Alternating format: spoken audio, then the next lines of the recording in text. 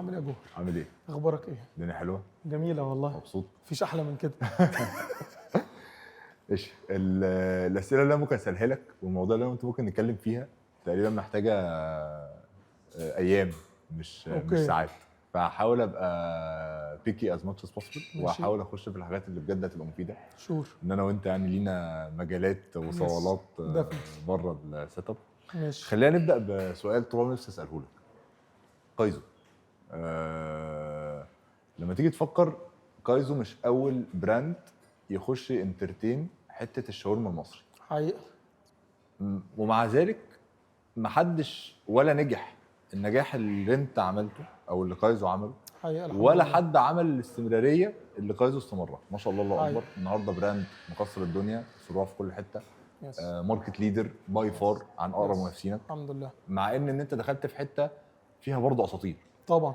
فمش legends. مش هقول لك بقى ايه بقى الريسيبي اوف سكسس، اللي هو اكيد في حاجه انت عملتها اوتستاندينج كومبيرد يس. للي طيب. قبليك. خلينا اول حاجه نتفق قبل ما نتكلم عن الساينس والاخذ بالاسباب وكل حاجه، ان وات ايفر وي اكسبكتد لكايزو فهو ضرب في 10 وده رزق ربنا. مهما انا قعدت اقول لك بقى انا جامد وعملنا وعملنا وعملنا، يقينا كايزو از بيور رزق من ربنا، لان احنا مهما كنا حاطين البست سيناريوز احنا ضربناها في 10 الحمد لله. تمام. طيب اللي انت قلته ده بقى في الحقيقه از ديفينتلي اللي احنا كنا بنقوله واحنا بنذاكر. واحنا بنذاكر مسكنا هو ازاي ماركت زي الشاورما المصري مهجور. لقينا ان في كذا براند من سنه 2012 لحد 2019، لقينا ان في 6 7 براندز من غير ما نقول اسمائهم بقى فتحوا وقفلوا، وبقى الليجندز اللي هم حيدر ونعمه وسمسمه هم اللي فضلوا مكملين لوحدهم. فده كان بيج كويشن مارك بصراحه. هقول لك ان انا اكتشفته في الحقيقه بعد سنتين، مش ليه الناس القديمه قفلت، هو ليه الناس الجديده اللي فتحت كوبي كات لكازو قفلت. تمام. طيب احنا راسب الحقيقه اللي احنا بنقول بعد رزق ربنا يقينا، ان احنا عملنا بجد بقى مش اشتغالة ديب ماركت ريسيرش، وكان واضح جدا ان كل الكلاينتال بقى عندهم مشكله مع 3 4 حاجات. احنا وي بيليفد ان دول البوينتس اوف اتاك. كان واحد، اغلب كومنتات الناس، احنا عملنا اكتر من 1000 سيرفي منهم على الاقل 7 8 فوكس جروبس فيري ديب. كان واضح جدا واحد ان كل الناس بتعلق ان كواليتي اللحمه فيها مشكله، وبالتالي احنا بنغطيها بخل. فده كان بالنسبه لنا بوينت واضحه جدا ان الناس متضايقه منها. نمره 2 ان الساندوتش بقى فيه ليا كتير جدا، واغلب الجنريشن الجديده حتى اللي قدنا واللي اصغر مننا ملوش في فكره الليا قوي، فبالتالي دي كانت بوينت اوف اتاك واضحه لنا جدا. البوينت الثالثه اللي كانت واضحه جدا فكره ان الساندوتش ما بقاش مليان لحمه، بقى مليان خضار مع شويه لحمه. واخر حاجه كان بالنسبه للناس دي احنا ما حلناش قوي بس كانت واضحه في الماركت ريسيرش، ان عم انا بدفع في الساندوتش قد حقنه الريفو 15 جنيه ايام، يعني ال 15 جنيه. تمام. وبالتالي ات واز فيري كلير ان طب يا جماعه احنا عندنا 4 بوينتس اوف اتاك. طب ايه رايكم يا جماعه لو جبنا كواليتي لحمه اعلى، قللنا نسبه الخضار في الساندوتش، شلنا اللي هي خالص الا انها تبقى بتنزل تسيل على السيخ، وكبر الساندوتش شويه. وبالتالي وي بيليف ان دي بعد كرم ربنا يعني ات واز ذا ريسبي اوف سكسس. انت عارف طبعا احنا مجانين ار ان دي، وبالتالي احنا كنا بنعمل اللي خلانا نابروف. احنا قعدنا اكتر من 9 شهور بنجرب السياخ بميكسات بي بي بي بي بي في الاخر الابروفل كان جاي امتى؟ لما كان اخر كام بانل كنا بنقعد الناس نجيب لهم واحد من حيدر، واحد من نعمه، واحد من سمسمه، واحد من كايزو. لما لقينا ان اكتر من 70% يعني من كل، او 7 من كل 10 بيختاروا في البانل كايزو، قلنا وي ار ريدي تو جو. فبالتالي وي بيليف ان طيب ليه بقى الناس كلها اكتشفت ان ريسيبي رخمه؟ لان احنا اكتشفنا احنا كنا مسعرين غلط. فاحنا اكتشفنا ان بعد اول شهرين احنا بنخسر. طب يا جماعه ده احنا ما شاء الله اصلا من اول شهر بنكسر مليون جنيه مبيعات. هو ازاي يعني؟ ما هو بكل الساينس اللي احنا عاملينه واحنا بقى جايين من عيش وجبنا فهمنا يعني كوستنج واناليسيس، اكتشفنا ان سيخ اللحمه لو انت هافي فوليوم سيلينج بتخسر 40% من على السيخ على النار. اوكي. ده كده لو انت كايزو وحيدر ونعمه وسمسمه. فبالتالي لو انت اصلا واحد هتبيع في الشهر ب 600 700 الف جنيه ما بتبيعش بمليونز، انت ممكن يوصل للسيخ يخسر 55%. ده احنا عملناه ازاي؟ احنا كنا بنجيب السياخ نعلق واحد ونخلصه في الساعتين 3، نعلق واحد نخلصه في 6 ساعات، ونعلق واحد نخلصه على اخر اليوم، وشفنا الفرق بترنج من 40 ل 65% اللص. فانت بالتالي كيلو اللحمه اللي في الحقيقه اللي بتطلع منه كان بيتراوح من 35% ل 60%. وبالتالي اي حد بيسالني نفتح شاورما مصري او شاورما ان جنرال، بالذات لو بتبيع لحمه، اقول له لو مش هتبقى بياع جامد بتبيع ب دلوقتي بقيت اقول للناس بالارقام الجديده يعني 3 مليون بلس، عمرك ما هتبقى مبسوط. حلو قوي. خلينا نرجع بقى ما قبل كايزو وعايز اسالك حته تشغيليه شويه. انا عارف ان انت راجل تشغيل يعني Yes. مرعب يعني. يس عيش وجبنه وكايزو،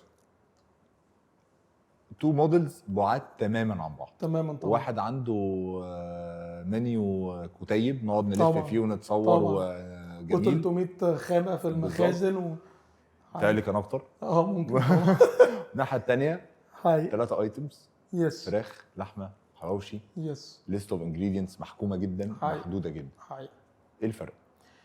لا بص، خلينا نتفق ان انا تشغيليا هبقى كابو سمره اقوى في عيش وجبنه. يعني انا عيش وجبنه لو كل الناس اللي في الشركه دي سابت عيش وجبنه وانا كلمت جوهر وصالح وعدني وانت تعالى ندور المحل، هعرف ادوره ليه؟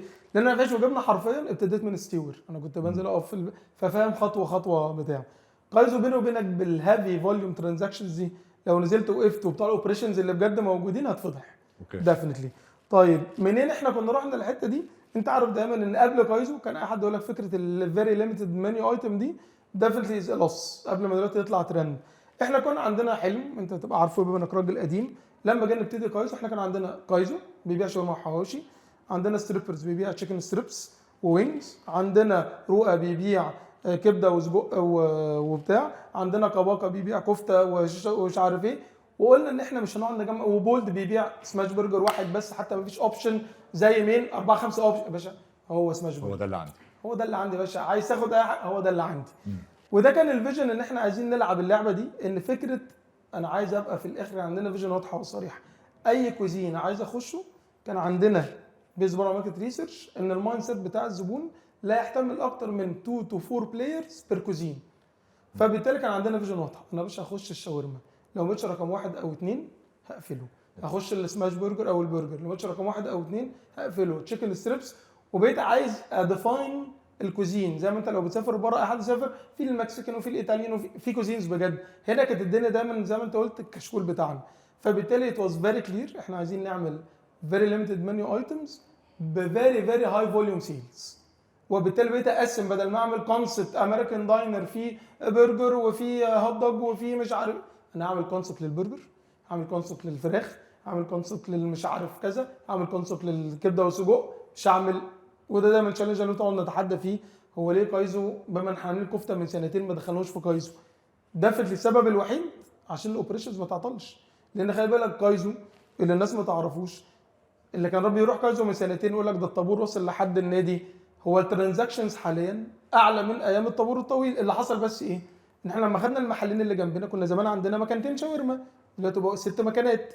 دلوقتي اتعلمنا اوبريشنز ان احنا بقى عندنا هيوج داتا. فبالتالي احنا كمان بقى مجانين. يعني احنا عندنا مقسمين اليوم 4 كوارترز، من 12 ل 3 انت هتبيع بكام، من 3 ل 6 هتبيع بكام، 6 هتبيع بكام، 19 هتبيع بكام، بلس 12 هتبيع بكام. وكل واحد من دول محددين السياخ اللي هتتعلق بالحواوشي اللي انا ببقى سابق. فانا في الحقيقه بشتغل بوش مش بول. يعني انا ببيع قبل ما الزبون يخش لي. انا دايما سابق الزبون على الاقل ب 10 ترغيفه حواوشي، على الاقل بكام كيلو شاورما على النار. وبالتالي ده ظابط اللعب. انما لو هتقول لي لو انا كابو سمر رحت وقفت وسط كايزو لا اتفضح. يعني طبعا عشان الاكسبيرينس بتاعتي الحقيقيه اللي شمرت فيها بجد كانت في عيش وجبنه. انما كايزو حقا لحق الشباب الاوبريشن احمد عبد المنعم والتيم هو اللي باني القصه وفاهم الحسبه ويعلق ايه. طبعا الحركات بقى بتاعت ان انا خلي بالك كايزو فيه مشكله ان احنا في الحقيقه ما عندناش حد بياخد 2 شاورما. يعني الافريج تشيكن سايز از 10 بلس الافريج لما تاخد الدست الكتير مع البتاع مع النص دسته.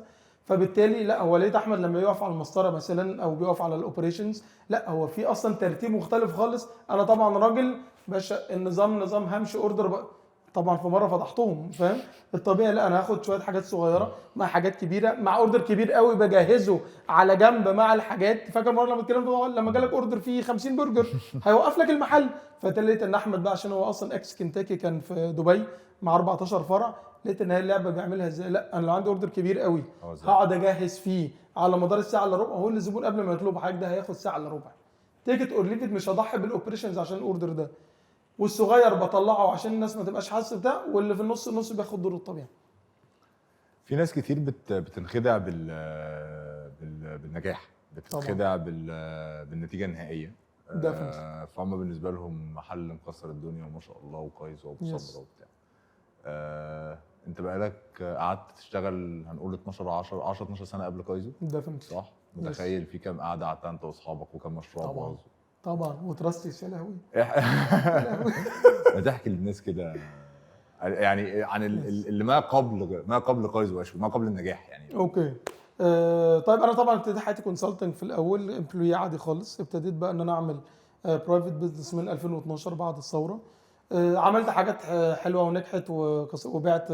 عملت اكزيت لذيذ جدا، وعملت حاجات لبستها في وشي. ودايما اقول كلمه مشهوره قوي، مش عشان نصطنع ان احنا مصدقين في رزق ربنا وكده، بس اتس ترو ستوري. ان انا اكتر حاجه اجتهدت فيها واشتغلت فيها اللي هي كانت اسمها تراستيس، واكتر حاجه حطيت فيها فلوس، واكتر حاجه بعت شقتي وحطيت الفلوس قعدت في شقه ايجار وكل الحاجات دي هي اللي خسرت فيها. مع ان انا على فكره مش عشان اقول ان الشركاء وحشين، لا بالعكس. يعني انا اقدر اقول وبصباعي الاثنين في عين اي حد ان مفيش حد في تراستيس دي ما كانش بيشتغل زي الحمار، بس هو رزقها جت كده. ديفنتلي ان في كايزو زي ما بقول لك وقلنا من شويه، لا يا جماعه هو بيور ريز. انا بقول لك احنا كنا بعد ما عملنا الماركت ريسيرش عارفين حيدر بيبيع بكام ونعمه بيبيع وسمسمه بيبيع كام، فحطينا السيناريوز اللذيذه. لو انا بقيت راجل بناطح الليجندز هبيع باكس، لو انا هبقى راجل رقم 4 بعد الثلاثه دول، لو انا هفشل لا يعني احنا ممكن نبقى في اقل من سنه كنا الحمد لله بينا رقم 1. وطبعا مع انتشار الفروع لا حاليا واون ماركت شير 70%. فدفنتلي فكره النجاح مرتبطه بالرزق. يعني مثلا لما جوري يقول لي السعوديه ودبي ورايح، اقول له باشا سيبك بقى من كايزو جامد وكايزو مش عارف ايه، انت ربنا هيرزقك كاستمر اكسبتنس ولا لا، هي دي الكي. انما هتقول لي كبرودكت والله يا ابني كايزو احسن من اي حد في دبي وفي السعوديه يقينا، ومش عشان انا بحب كايزو، لا ده ديفنتلي لما اي حد هيدوق الشاورما. طب انت هتنجح في السعوديه ودبي؟ مش شرط خالص، فاهم قصدي؟ فبالتالي لا لبسنا في تراسيس خسرت فيها يعني مئات الالاف من الفلوس، وكانت ساعتها بالدولار ايام الستارت ابس والحاجات دي. عيش وجبنه برضو اورزون قعد مكسر الدنيا 3 سنين. لا في الاخر الكورونا دخلت قضت على 60 70% من السكسس ستوري بتاعت عيش وجبنه، سبيشالي ان انت كنت مضيت فرعين بتوع زياد وبتجري بقى، وفجاه احنا فضلنا قاعدين سنه مفيش اكسبانشن اللي هو من اول شهر 3 لحد اخر السنه. لحد طبعا ما اللي حصل ان لما الماركت رجع، لا هو كاجوال دايننج ات واز نيفر باك از زمان. يعني حتى دلوقتي لما تركز في الماركت شيل الويك اندز من الحسبه، لا هو مين انترناشونال الا مثلا سيزلر ما شاء الله، مين انترناشونال كوزين بيكسب بجد ومو بيسترو مثلا. فهو لا في ازمه في الكاجوال دايننج طبعا في مصر حاليا، ازمه كبيره مش بسيطه.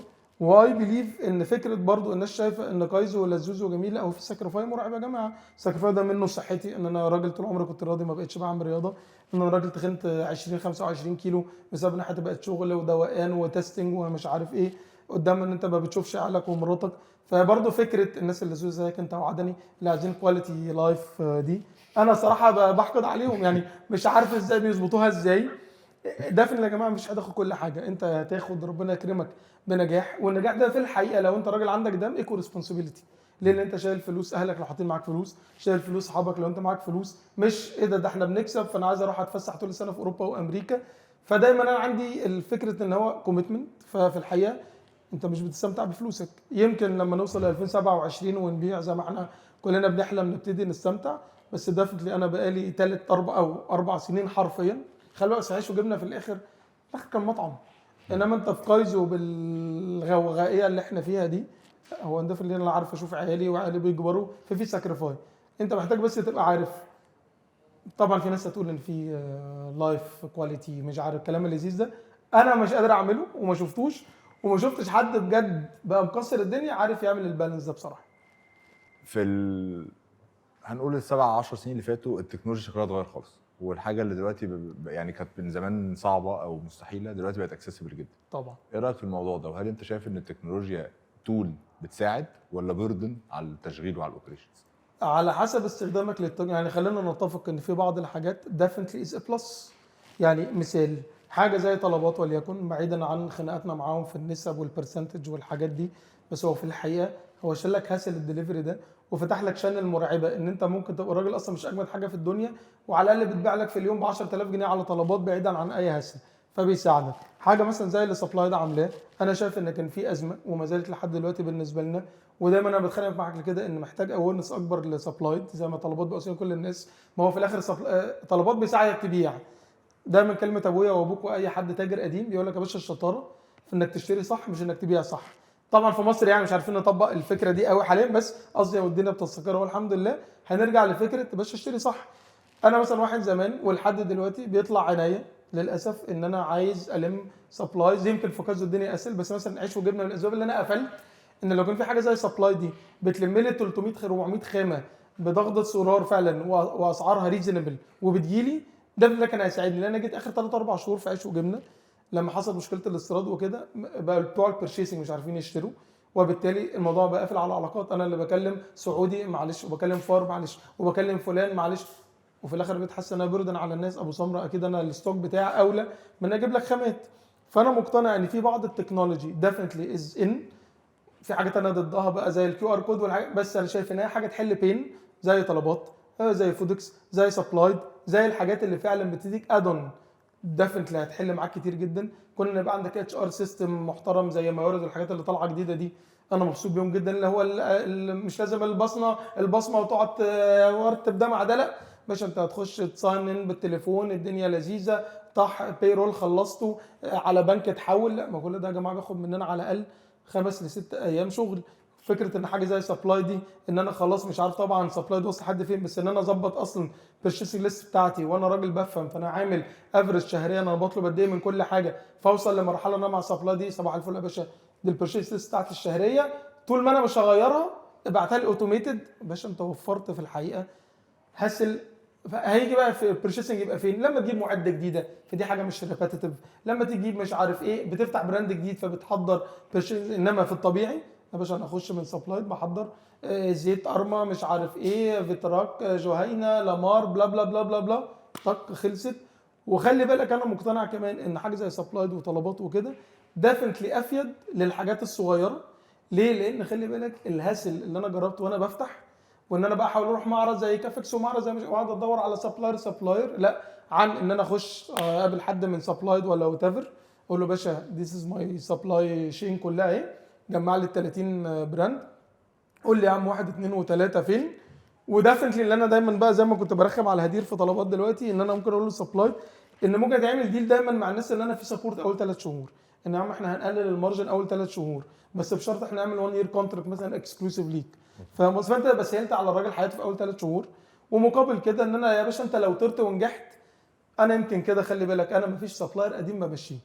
يعني اي حد ابتدى معايا بحسه نوع من انواع ان لعل رزقنا كان بسبب الراجل ده بركه وتفر بقى فاليوز قديمه الناس تتريق عليها، بس انا عايز اقول لك ان انا بعض الناس ممكن اسيبه موجود بسعر اعلى شويه او بس ساعات برخم بقول له يا باشا بص انا عندي ده ب 2 جنيه ادوني ب 2 جنيه مش عايز ارخص، ساعات بقول ارخص بصراحه عشان ما نكذبش.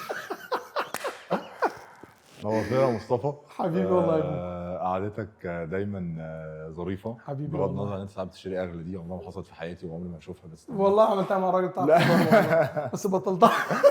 دايما مكسر الدنيا. عاملها مع وسيلي في العيش يا عم والله العظيم. اكلمه سوا.